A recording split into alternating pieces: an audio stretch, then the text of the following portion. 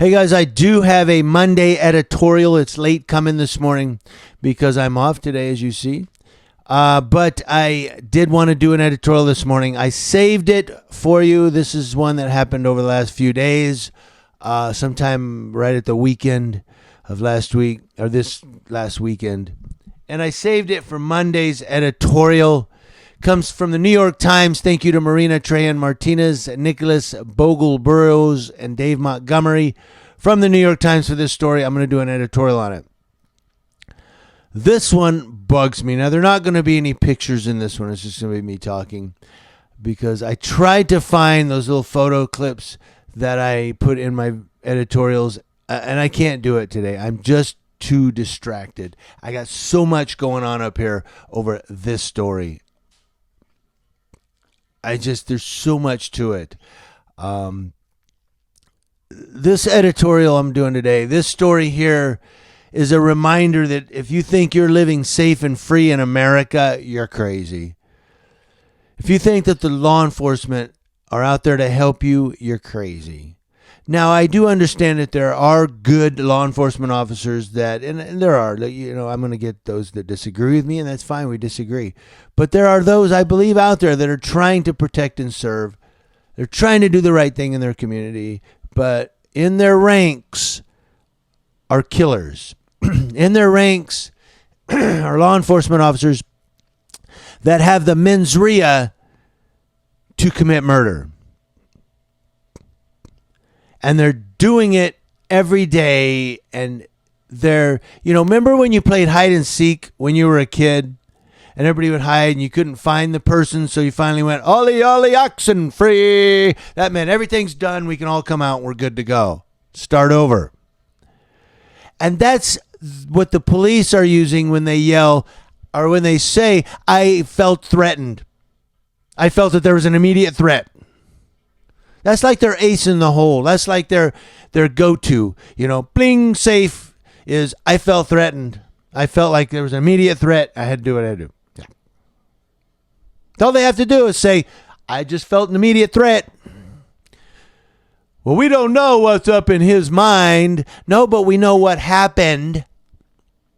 So I could go out and if I get in an argument with somebody and they start screaming at me, I can just pull a gun out of the back of my pants and shoot them and go, I felt threatened. Well, no, you don't have a badge.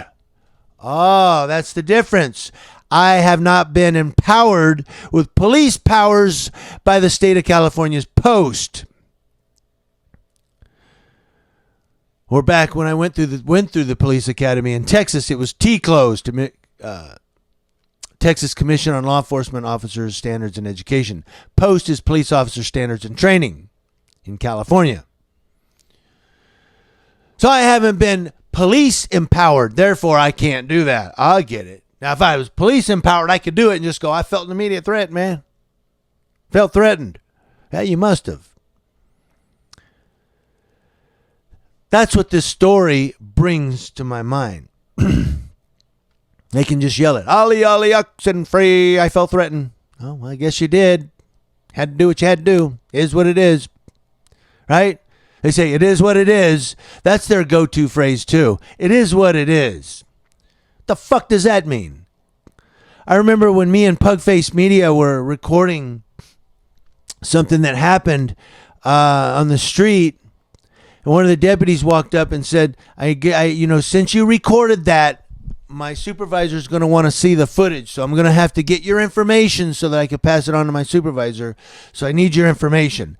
And I'm standing there going, you don't need it, you want it. And he goes, come on, it is what it is. I need you. I'm going to have to get your information. It is what it is. That's their go-to. It is what it is, which really means you're going to obey me or else. It is what it is. No, it's not what it is, because the facts are telling a different story. The videos are telling a different story. I felt an immediate threat. Well, the facts are, I don't believe you were threatened. And we're going to go over this in a minute, but this story here bugs the crap out of me. It scares me. because I'm a cop watcher. When I see law enforcement talking to somebody, or when I see law enforcement pulled over, community Leo watch. I'm a community law enforcement officer watch. I have to get out and watch them to see what's going on, make sure nothing nefarious is going on, make sure they're not violating policy. My video could tell the truth on something that they may lie about. But thing is, when I get out and do that, I'm putting my life on the street right now. My life is on the line right now. They could shoot me and say, well, he had something in his hand. He was pointing it in my direction. I felt threatened. I guess you did. It is what it is. So it's scary when you're a cop watcher. And law enforcement officers that watch this video may say, why do you even record? It's in my heart to do it. I'm not doing this just to make good videos and show all the cops how the bad cops, see how they're all bad. That's not why I'm recording. I'm recording because in my heart, I feel it's a passion. It's hard to explain. It's a feeling in my heart.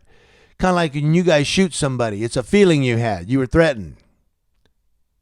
But it's a feeling. It's a passion that I see across the nation, not just locally, across the nation, law enforcement officers every single week lying, killing, assaulting, sexually harassing, molesting every single week. And it's burning my ass. And I see how they're lying on, well, the police report didn't reflect whatever. And of course it didn't. They're not going to tell the truth when they break the law or violate policy. Are you kidding? So that's why I record the police, because somehow it just came on to me where it's in my heart, it's in my soul, it's a passion that I'm out there because you law enforcement officers, this isn't a general blanket statement for all law enforcement officers. This is if the slipper fits, wear it, cinder fella. But they're law enforcement officers out there. I can't talk now. I need some water, actually. There are law enforcement officers out there that are killing, molesting, assaulting, harassing, and everything else, violating policy, violating civil rights under the Constitution, and getting away with it. And that's chapping my ass, and it's burning me up as an American patriot. And that's why I'm out there to record the police. If you do good and you do your job and you do everything right and get in the car and drive off, the video will reflect that and people will go, well, that officer did the right thing. All right, he did good. But if you're doing the wrong thing, people are going to go, I know that cop. I saw him in Starbucks the other day. That's the asshole that I saw. You see what I'm saying? So that's what I'm doing. If you want to record me, record away.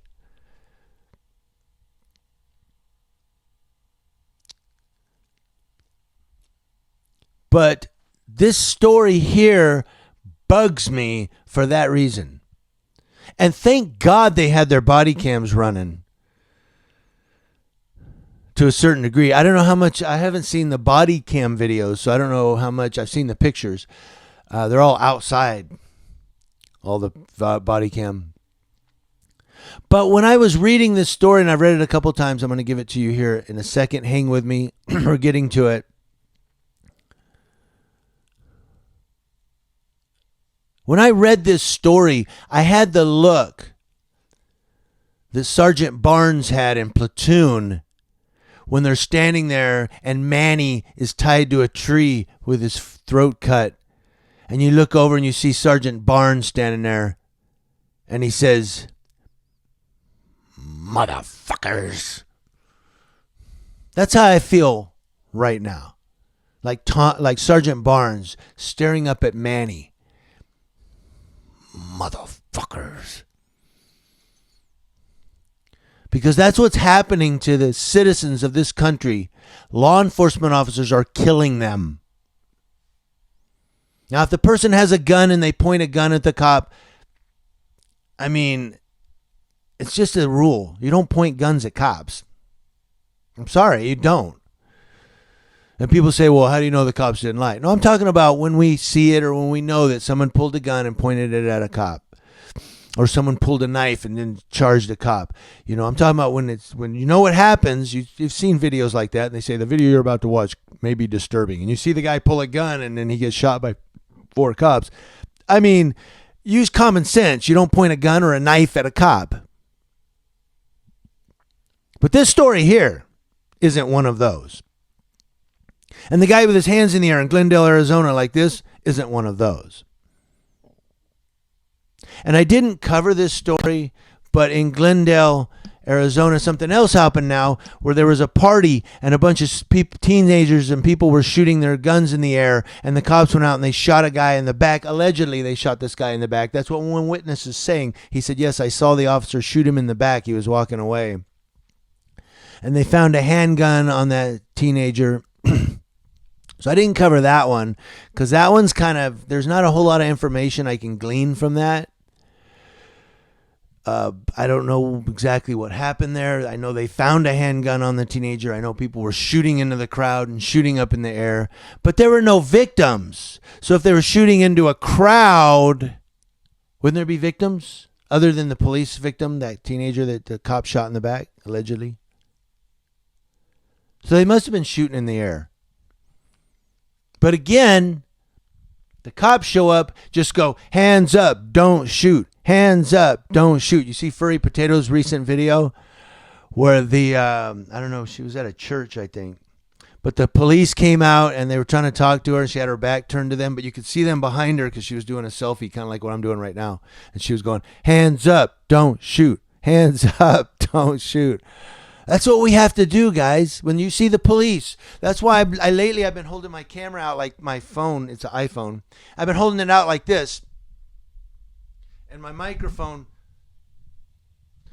like this, with my press badge right here.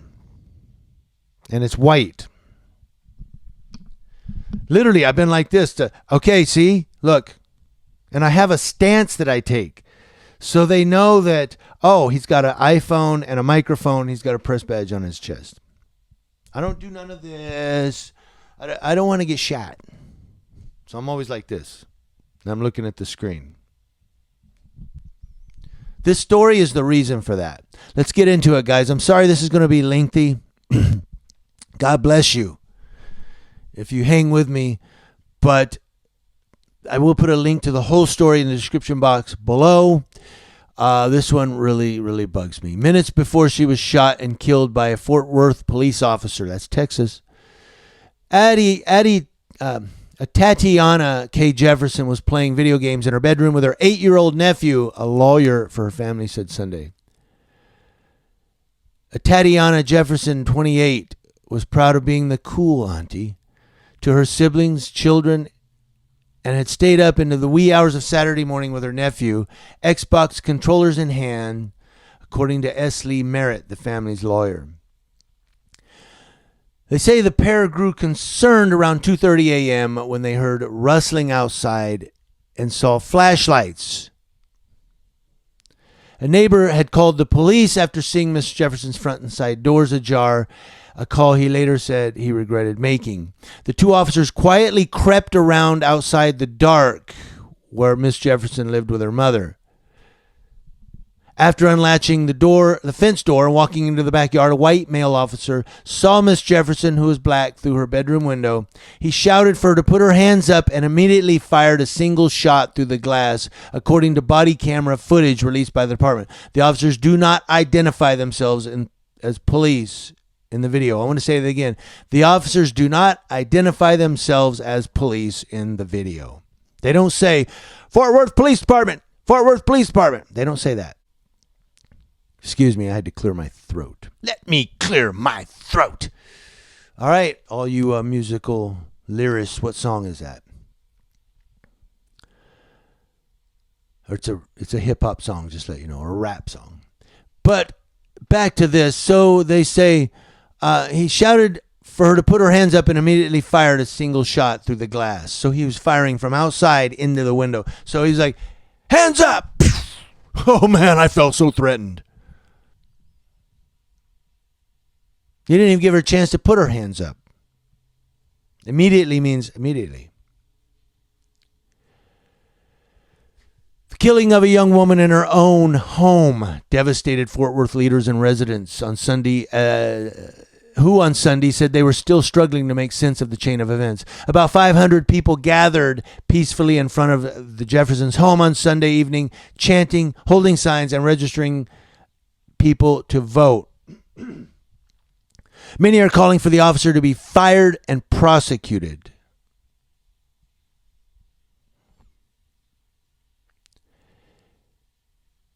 And they're drawing parallels between her death and Botham Jean, who the officer Geiger got 10 years in prison for killing in his own home. You're not safe in your own home anymore with cops around.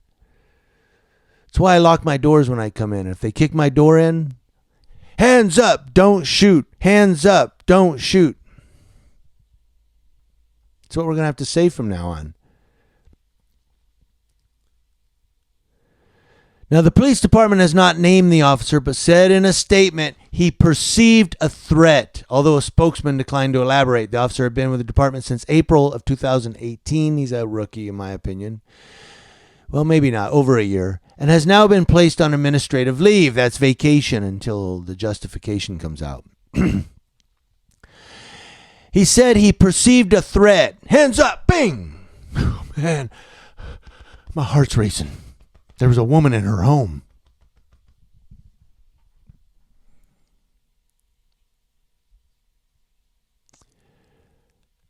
That's all they have to do, guys, is say, I perceived a threat. It is what it is. Lieutenant Brandon O'Neill, department spokesman, said at a news conference that the department was continuing to investigate the shooting and would look at why the officer did not identify himself as a police officer. That's probably a good idea to look at that. Yeah. The officer is scheduled to be interviewed by the department's major case unit on Monday. The department's major case unit. We've investigated our own and we found no fault.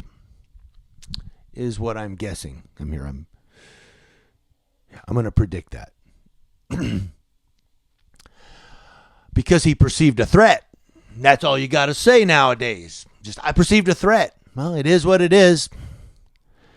Officers tried to provide medical care, but Miss Jefferson was pronounced dead at 3:05 a.m., according to the Tarrant County Medical Examiner. Haven't I done editorials on Tarrant County before? I bet I have. Sounds familiar. Police said they had found a gun in the room, not the one the officer used, but have declined to answer further questions. By the way, they said they found a gun in her room, not in her hands, and not near her. So they're saying, well, we found a gun. She could have grabbed it. That's like they tell us cop watchers, we need you to go back. Well, I'm like 50 feet farther because you can run 20 feet in a few seconds to stab an officer. With what? My iPhone? My microphone? No. Doesn't stab. But they say that.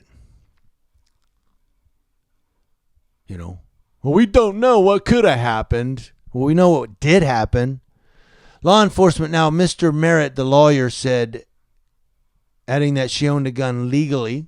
This is Texas.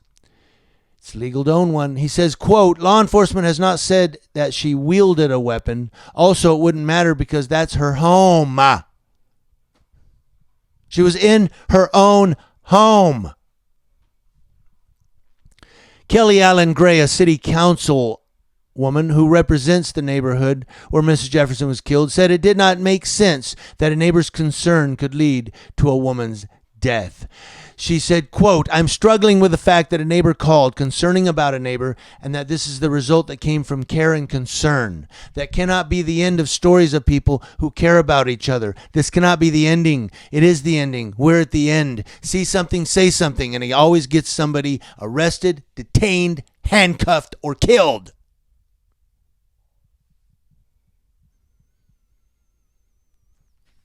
James Smith, the neighbor who made the call to the police, told local news media that he first checked on Miss Jefferson's house himself after his niece told him that the house doors were open. Seeing the lights on and hearing nothing inside, he called a non-emergency police number to have officers make sure everyone was safe. Well, they were in there playing Xbox in the other room. Did he go, hey, Tatiana? No, he went, I don't hear anything. That's my guess. In his call to the police, which the department released on Sunday, Mr. Smith said in a measured tone that it was unusual for the doors to be open and he wasn't sure anyone was home. Calling about my neighbor, he told the operator at the beginning of the call. This is a very lengthy story. And then they talked to some people here, some witnesses. And they talk about tensions between citizens and the Fort Worth Police Department, whose officers have shot 7 men since June. All but one whom have died. Only one didn't die. 7 since June. If I lived in Fort Worth, I'd be freaking out right now if I was a cop watcher. I'd be like, I'm doing an editorial, don't shoot. My hands are up, don't shoot. That's what I'd be doing as I walk up to the traffic stop. The current police chief, Ed Krause, took over in May after the city manager fired the previous police chief after months of friction with the city administrators over his management of the department. Doesn't look like Ed Krause is doing much better. He took over in May, and since June, there's been 7 shootings. 6 fatal. Ed, the hell are you doing, man?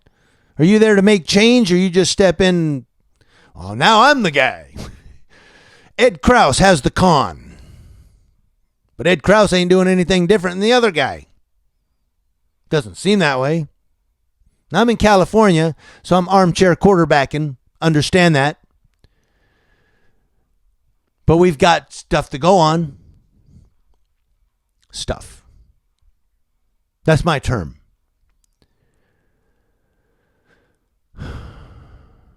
Roger Fogel, a barber and activist in Fort Worth, said the shooting on Saturday, was a serious setback for efforts to bridge the gap between police and citizens. Wellness checks should not result in death certificates. What if she was a 5150? And I'm just saying, like, what if she came out in the yard and started yelling at them? They probably would have lit her up. Well, they did anyway. They shot her and she was just standing in her house. But you see, that's why so many 5150s get tased, pepper sprayed, and shot. You know what 5150 is in California? It's someone that has mental health issues. So they act up. You grab their hand, they freak out. They get tased. There's a rule to people with mental health issues. No yelling, no touching. Talking. Hey, what's the problem? Hey, look at me. What's the problem today? Not, come here, you're going with me. Once you touch a person with a mental health issue, they freak out, especially if they have autism. Oh, autistic, and I'm talking severe autism. They don't like to be touched. But cops, they got to put their hand, I got hands on, we're going hands on. Do you realize you're dealing with somebody with autism? Now, you guys might go, well, what cases are those? I've done editorials on this. That 16-year-old, I don't even remember what city now, it was several months ago, but the 16-year-old with autism that the cop came out and grabbed, he was throwing rocks and the cop grabbed him and he freaked out and the cop threw him on the ground. The kid who either was autistic or Down syndrome, I forget now, but was sitting in the movie theater and the cops went in there and went hands-on and he freaked out and they pepper sprayed him and slammed him on the ground and jumped on his back. And because the police don't know how to deal with people. They're not trained on how to deal with people. They're trained on how to enforce the law. And sometimes that means going hands-on. Verbal judo? Well, to them, all they hear is judo. We're going to talk about verbal judo. And they hear judo. Yeah, I could do judo. No, verbal judo. Judo, yeah. No, we're talking about verbal judo. Judo! Hey, ya! Ooh. No, verbal, you fucking dumbass. I'm going to close this. It's been too long. Thank you guys for, if you're still watching. I mean, I don't want to make this really long. But we're going down here to the bottom. The bottom always gives us like the summation. Now it says here, On Sunday, flowers and a teddy bear had been placed on the walkway leading up to Mrs. Jefferson's light blue home, which is one of the newer houses on the block. The house sits next to a mosque where on Sunday morning James D. Muhammad was trimming the lawn. When he was finished, he crossed over onto Mrs. Jefferson's lawn and trimmed hers too. God bless you, man.